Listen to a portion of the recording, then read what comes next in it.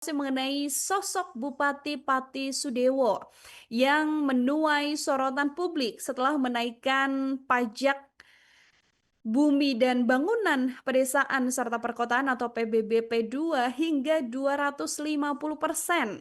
Bupati Pati Sudewo ini menaikkan pajak bumi dan bangunan hingga 250% dan memicu kemarahan dari warga Pati, Tribunars.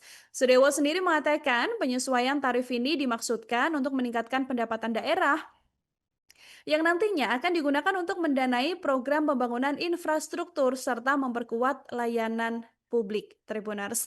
Bahkan Sadewo ini juga menantang warga Pati menerjunkan 50.000 orang untuk melakukan aksi unjuk rasa hingga dirinya mengaku tidak akan bergeming untuk menurunkan pajak sekalipun sudah didemo lebih dari 50.000 orang.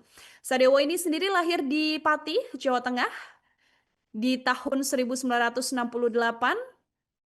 yang merupakan sarjana dari Universitas 11 Maret atau UNS Tribuners di tahun 1993 yang kemudian melanjutkan jenjang S2-nya di Teknik Pembangunan Universitas Diponegoro. Setelah lulus kuliah, Sadewo ini memulai karirnya sebagai karyawan di PT Jaya Construction pada 93 sampai dengan tahun 94 dan pernah juga menjadi pegawai honorer di Departemen Pekerjaan Umum Proyek Peningkatan Jalan dan Jembatan Bali. Pada tahun 97, ayah 4 anak ini diangkat menjadi PNS di Departemen Pekerjaan Umum Kanwil Jawa Timur dan kemudian menjadi PNS di Dinas Pekerjaan Umum Kabupaten Karanganyar.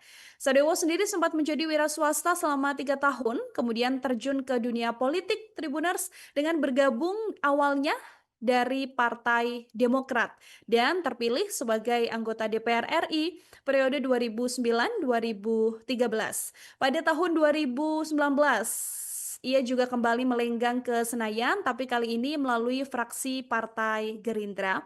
Dan pada Pilkada Pati 2024, Sadewo berhasil terpilih untuk menduduki kursi Bupati, didampingi oleh Risma Ardi Chandra sebagai Wakil Bupati.